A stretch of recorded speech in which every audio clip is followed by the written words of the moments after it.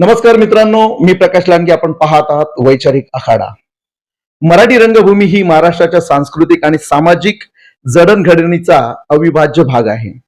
या समृद्ध रंगभूमीला संघटित बळ देण्यासाठी 1969 मध्ये मराठी नाट्य व्यावसायिक निर्माता संघाची स्थापना करण्यात आली.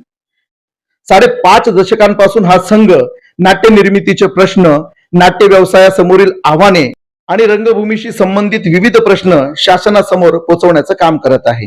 या प्रदीर्घ प्रवासात भालचंद्र पेंढारकर, मच्छिंद्र कांबळे, प्रशांत दामले, प्रसाद कांबळी, संतोष काणेकर यासारख्या दिग्गजांच्या कार्याची समृद्ध परंपरा या क्षेत्राला लाभलेली आहे.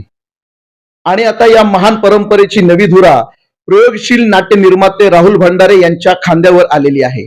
संघटनेत प्रमुख कार्यवाहक म्हणून काम केल्यानंतर आता ते अध्यक्षपदाची जबाबदारी स्वीकारत आहेत. राहुल भंडारे यांची मराठी नाट्य व्यावसायिक निर्माता संघाच्या अध्यक्षपदी बिनविरोध निवड करण्यात आलेली आहे. आज मराठी नाट्य व्यवसायासमोर वाढत्या निर्मितीचा खर्च, नाट्यगृहांचे प्रश्न, कलाकार तंत्रज्ञानाचे प्रश्न, प्रयोगशील नाटकांना संधी आणि डिजिटल युगातील रंगभूमीचे भवितव्य अशी अनेक आव्हाने आहेत. याच पार्श्वभूमीवर राहुल भंडारे यांचं विजन काय आहे, निर्मात्यांच्या प्रश्नांसाठी त्यांची भूमिका काय असेल आणि या महान परंपरेला ती कोणती नवी दिशा देणार आहेत, याच विषयावर थेट संवाद साधण्यासाठी आज वैचारिक ही भेट आहे.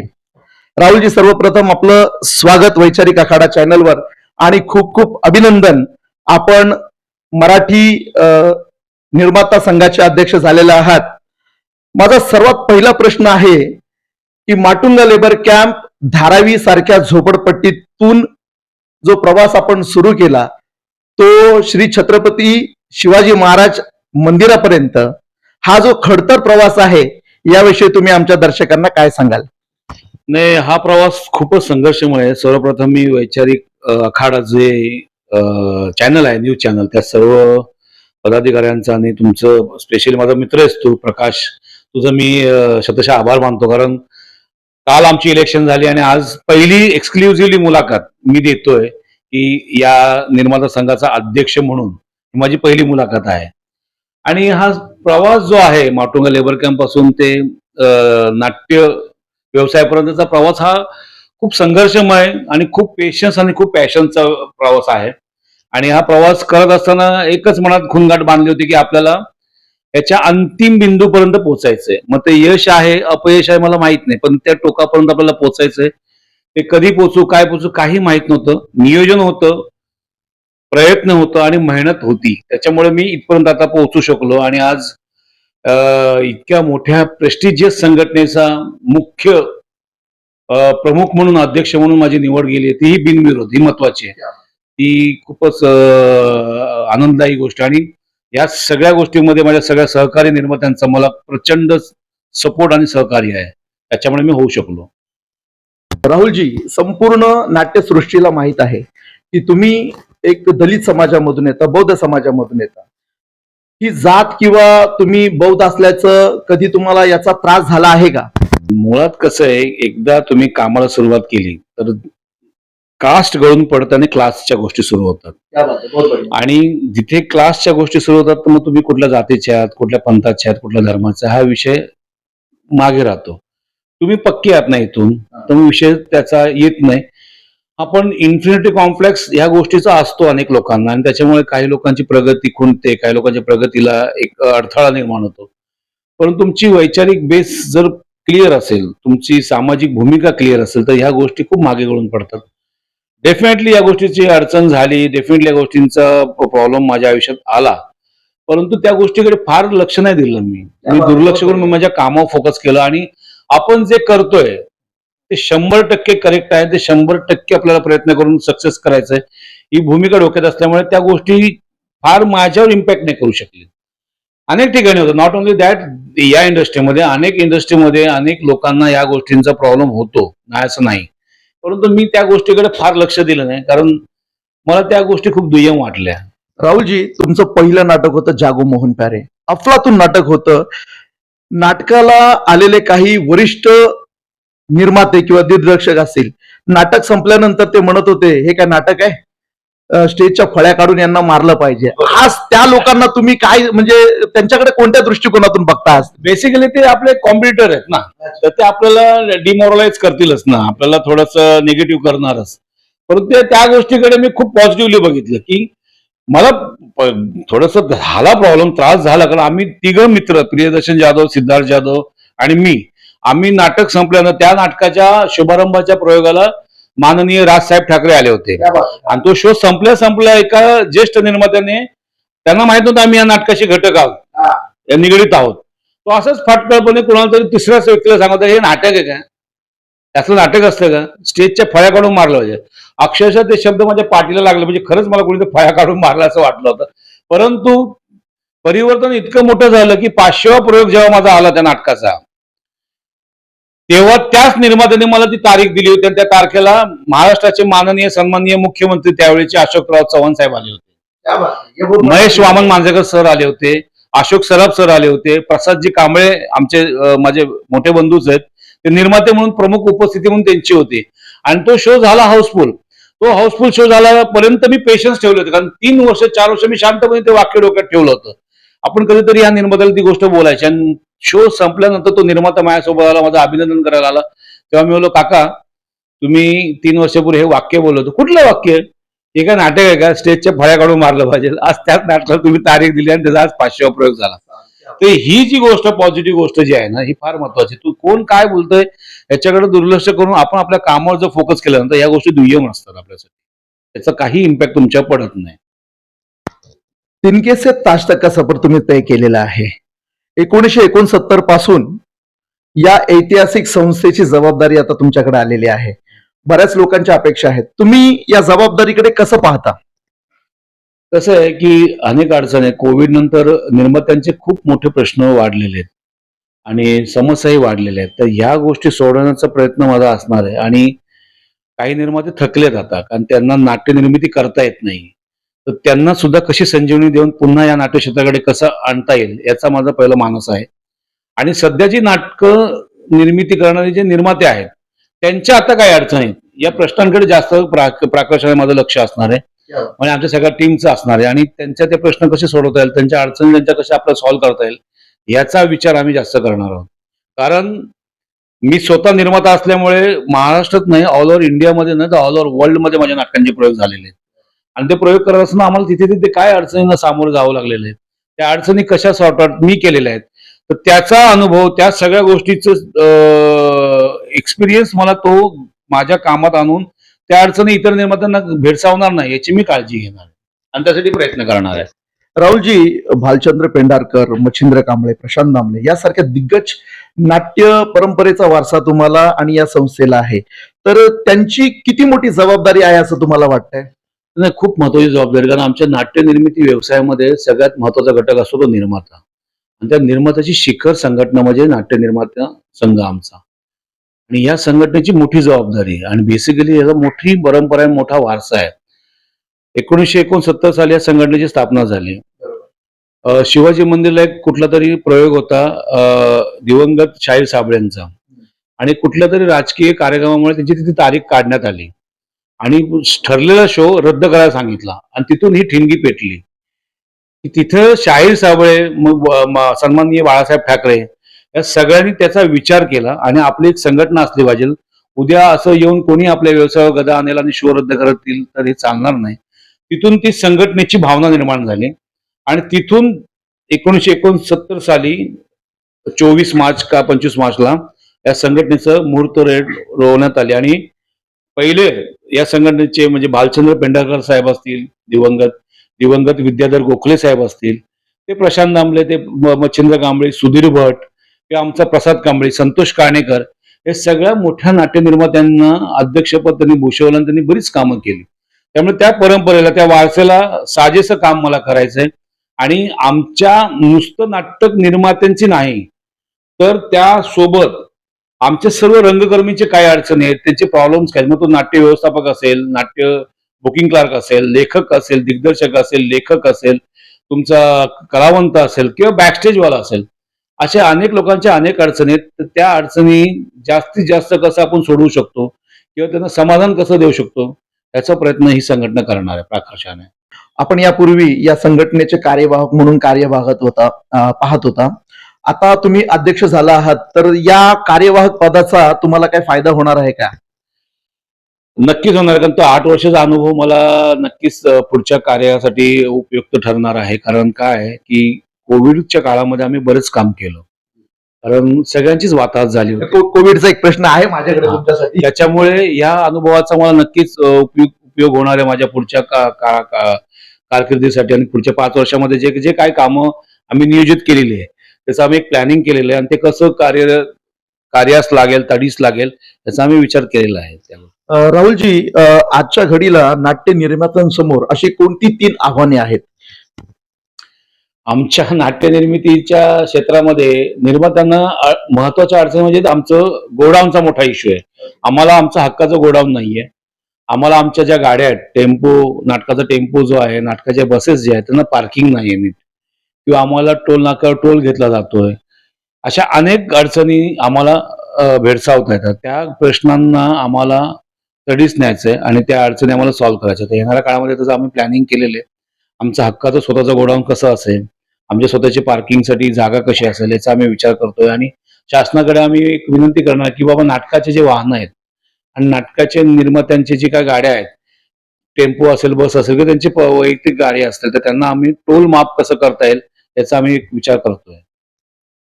नाट्यगृहाचं भाडं झालं किंवा उपलब्धता निर्मात्यांसाठी अत्यंत महत्वाचा प्रश्न आहे. शासन आणि स्थानिक स्वराज्य संस्थांकडून तुम्ही काय मागणी करताय का या संदर्भात? नाही, दर 2 वर्षानंतर 3 वर्षानंतर भाडेवाढ होती, परंतु ती भाडेवाढ बाबा एका मर्यादेत व्हावी, असा आमचा नेहमीच प्रयत्न असतो. नुसतं थिएटरचं भाडं नाही, तर नाटकाच्या जाहिरातींचा जे काय खर्च असतो, तो खर्च किंवा त्यांचा जो बजेट असतो, तो बजेट पण आटोक्यात कसा राहील.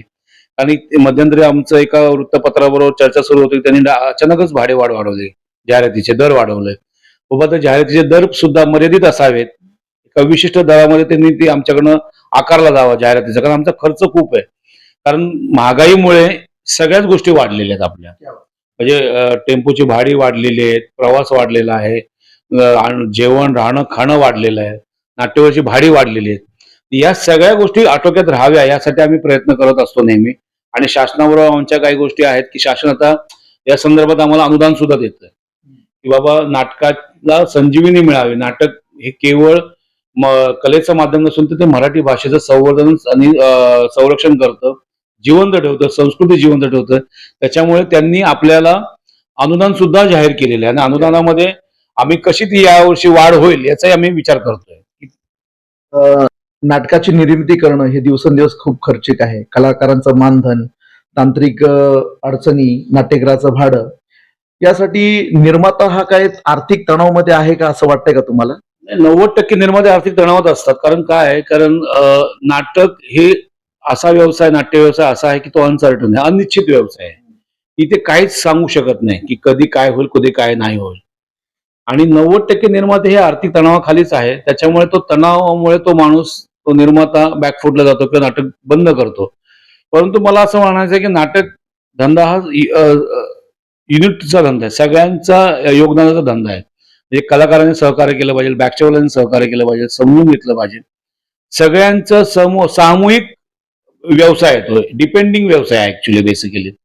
तर तिथे या सगळ्यांनी जर सहकार्य केलं, सगळ्यांनी सपोर्ट केला, तर तो व्यवसाय टिकू शकतो, तर ते नाटक तडीच जाऊ शकतं. तर मला असं वाटतंय कुठेतरी की इथे एकमेकाला सहकार्य केल्याशिवाय, सपोर्ट केल्याशिवाय कुठलाही व्यवसाय, कुठलंही नाटक हे सक्सेस होत नाही. आणि निर्मात्यांना बिचारे घरदार विकून, दागिने विकून नाट्य निर्मिती करत असतात, कारण इथं कोणी ब्लॅकचा पैसा घेऊन आलेला नाहीये. या नशिबाने मला आनंदाने ही गोष्ट सांगावीशी वाटते की या धंद्यामध्ये आजही धंदा मराठी माणसांच्या हातात आहे. म्हणजे इथे कोणी अ, अ, गुजराती, मारवाडी, इतर प्रांतीय जे कोणी लोक असतील ते अजून इथं आलेले नाहीये. ते कॉर्पोरेट मधले कोणी मोठे मोठे प्लेयर इकडे आलेले नाहीये. गेले 100 या नाट्य व्यवसायाला 182 वर्षाची परंपरा आहे आणि तिथे फक्त आणि फक्त मराठी माणूसच व्यवसाय करतो. राहुलजी, अनेक असे प्रयोगशील आणि उत्कृष्ट लेखक नाट्य निर्माते आहेत ज्यांची नाटकंही चांगली आहेत, परंतु त्यांना रंगभूमी किंवा रंगमंच उपलब्ध होत नाही. याकरिता संघ काही ठोस पावलं उचलणार आहे का? नाही, नव्या लोकांना नक्कीच संधी दिली पाहिजे, कारण आत्ताच्या नव्या लोकांमधली जी स्पार्क आहे, जी काय त्यांच्याकडे कला आहे ती इतकी जबरदस्त आहे आणि ते विचार शक्ती त्यांची इतकी पलीकडे गेलेली आहे की आपल्याही कल्पनेच्या पलीकडे असू की हा माणूस असा विचार करू शकतो.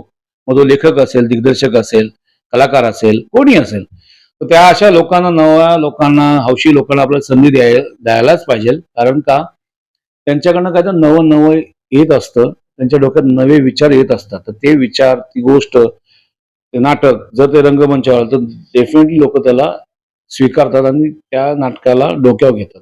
त्याच्यामुळे आपण, हा बाबा, हा या कलाकाराला चांगलं बुकिंग आहे, हा बुकिंगवाला नट आहे, की हा लेखक बुकिंगवाला लेखक आहे, की हा दिग्दर्शक बुकिंगवाला दिग्दर्शक आहे, असं न करता एखादा नवीन, माझ्या वैयक्तिक जर तुम्ही मला विचारलं तर माझी जी अद्वैत थिएटर संस्था आहे, या संस्थेने प्रत्येक वेळी, म्हणून मग प्रयोगशील नाट्य निर्मिती संस्था का आम्हाला म्हटलं गेलेलं आहे आमच्या संस्थेला, अद्वैत थिएटरला, की आम्ही नव्या लोकांना, नव्या लेखक, नवा दिग्दर्शक किंवा नवा कलाकार यांना आम्ही प्रायोरिटीने संधी दिलेली आहे आणि ती संधी दिल्यानंतर त्या संधीचं सोनं त्या लोकांनी केलेलं आहे. राहुलजी, जो आपला प्रेक्षक वर्ग आहे त्याच्या मनोरंजनाच्या सवयी बदलत आहेत. OTT प्लॅटफॉर्म आहे, युट्यूब आहे, मीडिया, सोशल मीडिया आहे. तर हा रंगभूमीकडे आकर्षित व्हावा आणि मराठी नाट्यसृष्टीला आणखी चांगले दिवस यावे, याकरिता तुम्ही काय प्रयत्न करणार आहात का पुढे भविष्यात? नाही, नक्कीच प्रयत्न करायला पाहिजे. काळानुसार परिवर्तन झालं पाहिजे. कारण का, जरी या मराठी रंगभूमीला 182 वर्षाचा इतिहास जरी असला आणि या 182 वर्षामध्ये माध्यमं बदललेली आहेत. टेलिव्हिजन आला, रेडिओ आला, आता OTT प्लॅटफॉर्म आलेला आहे, डिजिटल प्लॅटफॉर्म आलेला आहे. माध्यमं जरी बदलली तरी ही परंपरा टिकून राहिलेली आहे. नाट्य परंपरा, नाट्य चळवळ टिकून राहिलेली आहे. कारण नाटकाचा ऑडियन्सच वेगळा असतो. ज्याला लाईव्ह परफॉर्मिंग ऍड बोलतो तो पाहणारा वर्गच वेगळा असतो. तो फार चुजी वर्ग आहे. आणि आत्ताचं जर वयोमर्यादा तुम्ही पाहिली तर 40च्या पुढची वयोमर्यादा असलेले नाटक पाहणारा ऑडियन्स आहे. परंतु आता झेनझी जो जो क्लास आहे, जो युथचा क्लास ज्याला आपण म्हणतो, तो सुद्धा हळूहळू नाटकाकडे वळू लागलेला आहे. याचं कारण असं आहे, कारण निर्मात्यांनी आता पब्लिसिटीचं, म्हणजे जाहिरातीचं माध्यम बदललेलं आहे. ते आता डिजिटलकडे येऊ लागलेले आहेत. कारण डिजिटल माध्यम हे सगळ्यात प्रभावशाली माध्यम आहे, कारण सगळा युथ, सगळा वर्ग आता हा डिजिटलकडे आलेला आहे. आणि या डिजिटल असल्यामुळे तिथे जर तुम्ही तुमचं नाटक घेऊन पोहोचता तर लोक तिकडे तुमच्या नाटकाला गर्दी करतात. याचं कारण असं आहे, कारण कोविड नंतर लोक मोबाईलमध्ये जास्त इन्व्हॉल्व झालेले आहेत. त्याच्यामुळे ती गोष्ट जर आपल्याला नीट हँडल करता आली, त्याची पब्लिसिटी जर नीट करता आली ना, नाटकाला गर्दी होते. त्यामुळे निर्माता हा आता त्याची पब्लिसिटीचं माध्यम बदलू लागलेलं आहे. राहुलजी, तुम्ही कोविडचा प्रश्न काढला. कोविड या काळामध्ये नाट्य व्यवसायावर खूप मोठा परिणाम झाला होता. येणाऱ्या काळामध्ये किंवा भविष्यात असे जर आपदा आली तर त्यासाठी नाट्यसंघ तयार आहे का या गोष्टींसाठी, किंवा काय आखणी असणार आहे तुमची? येणाऱ्या काळामध्ये ही दक्षता घेतोय बाबा, सेव्हिंग, मेडिक्लेम, तुमचं इन्शुरन्स हे आपल्याला करणं खूप गरजेचं आहे. भविष्यामध्ये आपल्याला ती गोष्ट परत करता येऊ नये म्हणून आपण त्याची दक्षता आता घेतली पाहिजे. जसं की सुरुवातीला सांगितलं मी की मराठी रंगभूमी ही महाराष्ट्राची संस्कृती आणि सामाजिक सलोखा जपण्याचं काम करत आहे. तर हे होत असताना शासनाकडून तुमची काय अपेक्षा आहे का, की शासनानं अशी मदत करायला हवी नाट्य संस्थाला जेणेकरून इथे भरभराटी होईल? नाही, नक्कीच शासनाचं हे कामच आहे, कारण शासन आम्ही आमचं मातृ संस्था मानतो, कारण सांस्कृतिक विभाग त्यासाठी स्पेशली काम करतो आणि शासनाचं सांस्कृतिक खातं सुद्धा आहे. आणि आमचे सन्माननीय मंत्री ऍडव्होकेट आशिष शेलार साहेब हे आता सांस्कृतिक मंत्री, आणि ते खूप दक्षता ठेवून आहे आपल्या सगळ्या गोष्टींकडे, या घडामोडींकडे, किंवा नाट्य क्षेत्रासाठी अजून काय करता येईल, बेस्ट टू बेस्ट अनुदान कसं वाढवता येईल. तर जे माजी कलावंत आहेत, जे आता थकलेले आहेत, सिनियर आहेत, त्यांच्या पेन्शन्स मध्ये कसे वाढ करता येईल, त्यांना पेन्शन्स कशी मिळू शकते, निवाराचा मोठा इश्यू आहे, तो निवारा त्यांच्यासाठी काय करता येऊ शकतो का, अशा अनेक गोष्टींचं नियोजन आयोजन आम्हीही केलेलं आहे आणि ते आम्ही सरकार दरबारी मांडणार आहोत. आणि सगळ्यात महत्वाचं म्हणजे आता अनुदान जे आम्हाला गेले 15-20 वर्ष तेच आहे. आता महागाई वाढल्यामुळे आता त्या अनुदानामध्ये मग वाढ झाली पाहिजे असं आमचं म्हणणं आहे. शेवटी शासनाचं मराठी भाषेचं, कारण आता एक मराठी भाषेचं डिपार्टमेंट सुद्धा शासनाने केलेलं आहे आणि मराठी भाषेला राजभाषा म्हणून मान्यता पण मिळालेली आहे. त्याच्यामुळे मराठीचं अभिजात, मराठीचं जतन, त्या संस्कृतीचं संवर्धन खऱ्या अर्थाने मराठी नाटक करतं. त्यामुळे मराठी नाटकाकडे प्राखर्षाने सांस्कृतिक विभागाने आणि सांस्कृतिक मंत्र्यांनी सुद्धा लक्ष दिलं पाहिजे आणि त्यासाठी आमचा प्रयत्न असणार की बाबा तुम्ही याच्याकडे लक्ष द्या. राहुलजी, आपल्या संघटनेमध्ये नवीन निर्मात्यांसाठी जे नवीन निर्माते आहेत त्यांना सहभागी करण्यासाठी किंवा प्रोत्साहन देण्यासाठी काय तुम्ही आखणी करणार आहात का? हो, करणार आहोत. कारण शेवटी संघटनेचं एक महत्वाची ताकद असते की त्या निर्मात्याला त्याच्या अडचणीमध्ये, त्याला नाटक उभं करण्यामध्ये, त्याची नाट्य निर्मिती करण्यामध्ये एक्सपिरियन्स निर्माते जे आहेत, ज्यांनी आतापर्यंत 20-25 वर्ष 50 वर्ष या इंडस्ट्रीत काम केलेलं आहे, तो त्याचा अनुभव त्यांनी शेअर केला पाहिजे आणि त्याच्याबरोबर डिस्कशन केलं पाहिजे. नाट्य निर्मिती करताना काय काय गोष्टींची काळजी घेतली पाहिजे, कशा पद्धतीने नाटक निर्मिती केली पाहिजे, त्याची पब्लिसिटी कशी झाली पाहिजे. कारण हा शेवटी व्यवसाय आहे, आम्ही व्यवसाय करतो आणि या व्यवसायाला काय काय अडचणी येऊ शकतात, अडथळे येऊ शकतात, याची पूर्वकल्पना त्या नवीन नाट्य निर्मिती करणाऱ्या निर्मात्याला दिली पाहिजे, जेणेकरून तो थोडं सावध राहून काही गोष्टी करेल. आणि टेक्निकल बऱ्याच गोष्टी असतात, कारण शेवटी प्रयोग आहे, आपण ज्याला प्रयोग म्हणतो. प्रत्येक वेळी वेगळ्या अडचणी असतात, प्रत्येक वेळी वेगळं स्थळ असतं, प्रत्येक वेळी वेगळ्या गोष्टी घडत असतात. त्याच्यामुळे निर्मात्याने अलर्ट राहणं खूप गरजेचं आहे आणि आपली सेव्हिंग हेच आपलं प्रॉफिट आहे. महिला निर्मात्यांसाठी संघ काय करणार आहे का? नाही, बरेच महिला निर्मात्या या इंडस्ट्रीमध्ये आलेल्या आहेत आणि आमच्या संघटनेमध्ये आम्ही महिलेला सुद्धा संधी दिलेली आहे. आमच्या कार्यकारिणीमध्ये आमच्या प्रियाताई पाटील आमच्या 11 जणांच्या कार्यकारिणीच्या टीम मध्ये आहेत आणि नक्कीच महिलांना पण मुळात मराठी इंडस्ट्रीमध्ये असं म्हणतात की आमच्या इंडस्ट्रीमध्ये बोटा मोदन निर्मात्यांनीच फायदा त्यांना झालेला आहे, जे प्लस मध्ये आहेत, ज्याला आपण प्लस बोलतो. त्याच्यामध्ये आमच्या ज्येष्ठ निर्मात्या लता नार्वेकर ताई यांनी खूप मोठं त्यांचं योगदान आहे मराठी रंग. अनेक वेगवेगळी नाटकं दिली ना, अगदी व्यवसाय केलेले नाटक आहे त्यांचे.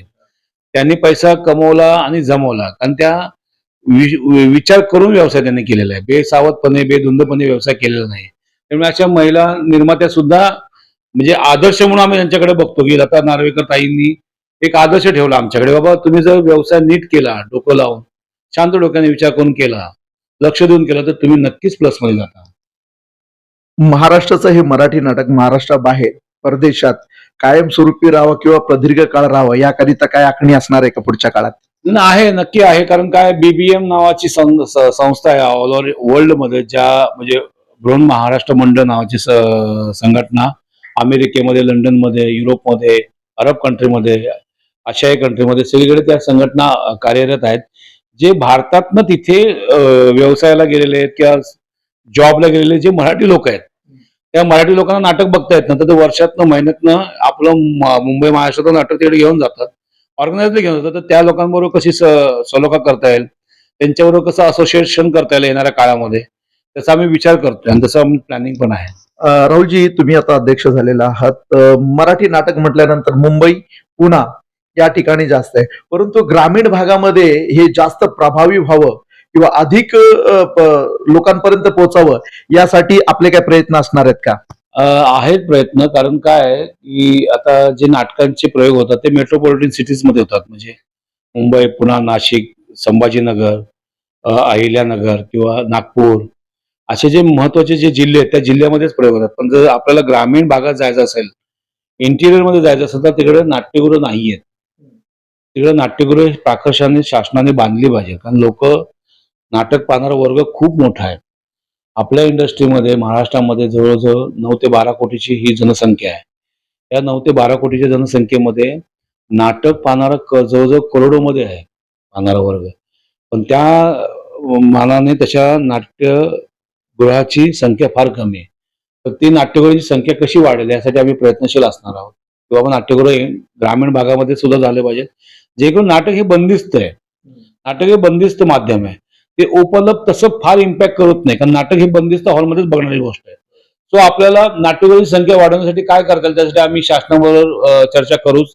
आणि नाट्यगृह जर वाढली तर आपण ग्रामीण भागामध्ये सुद्धा नाटकांचे प्रयोग करू. राहुलजी, जसं की तुम्ही सांगितलं हे नाटक म्हणजे व्यवसाय आहे आता व्यवसाय म्हटले आल्यानंतर मग पैशाची लेनदेन आली.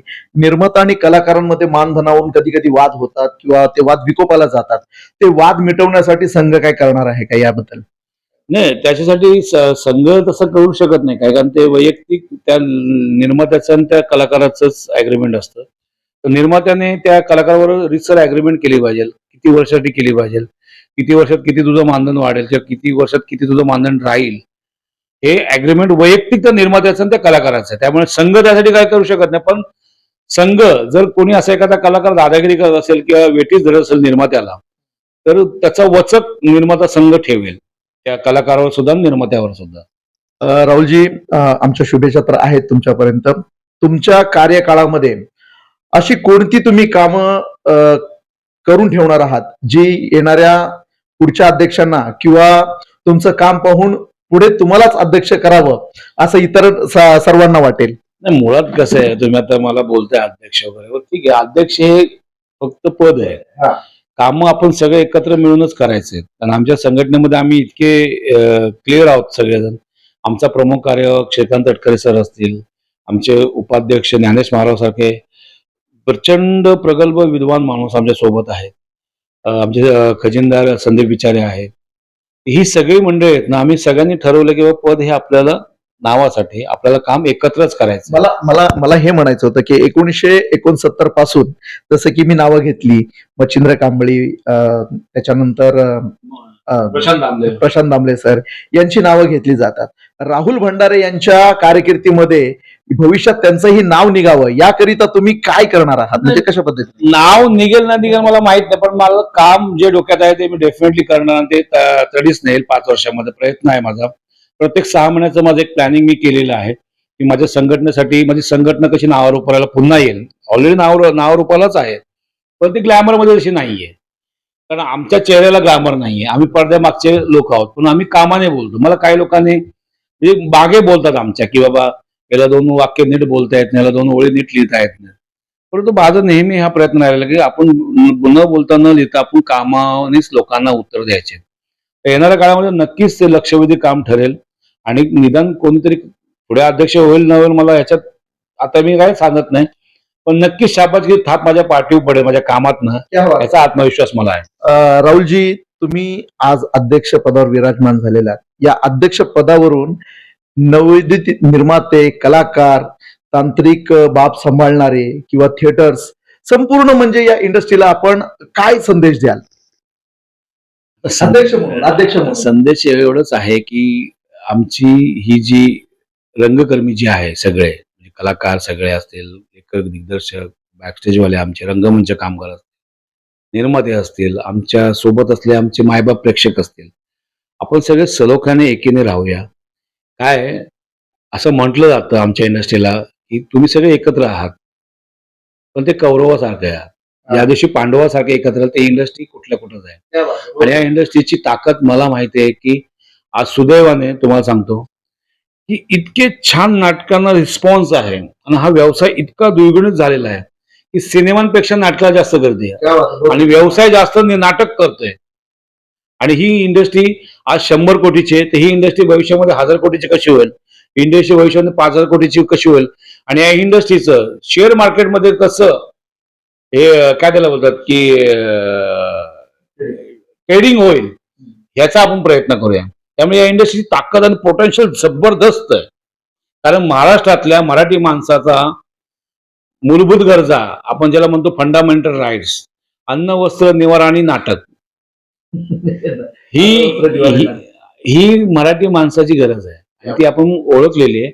आणि साजिश नारायण इतकी बोलकी, इतकी सुंदर आणि इतकी छान छान नाटकं आलेली आहेत आणि इतकी जबरदस्त लोक गर्दी करतात आहे की त्याला आपण काय बोलूच शकत नाही. त्यामुळे मला आत्मविश्वास आहे येणाऱ्या काळामध्ये ही सगळी मंडळी आम्ही सगळे पांडवासारखे एकत्र राहू, कौरवासारखे राहणार नाही आणि कुठल्याही अडचणीला आम्ही सगळे एकत्र येऊन त्याला सामोरे जाऊ, हा आत्मविश्वास डेफिनेटली माझ्यामध्ये आहे. तिनके से ताज तक का सफर राहुल भंडारे यांनी आज सर केलेला आहे. धारावीच्या झोपडपट्टीतून शिवाजी मंदिराच्या पायऱ्यांपर्यंत त्यांची ही यशस्वी भरारी त्यांना उत्तरोत्तर पुढे घेऊन जावं, त्यांच्या जीवनामध्ये आणखी यश आणि कीर्तिमान स्थापित हो हीच मी आजच्या अध्यक्षपदी निवडून आल्यानंतर मी त्यांना शुभेच्छा देतो. वैचारिक आखाडा आणि वैचारिक आखाडाच्या पूर्ण प्रेक्षकांच्या वतीने पुन्हा एकदा त्यांचं अभिनंदन करतो. खूप खूप धन्यवाद राहुलजी. धन्यवाद. Thank you so much.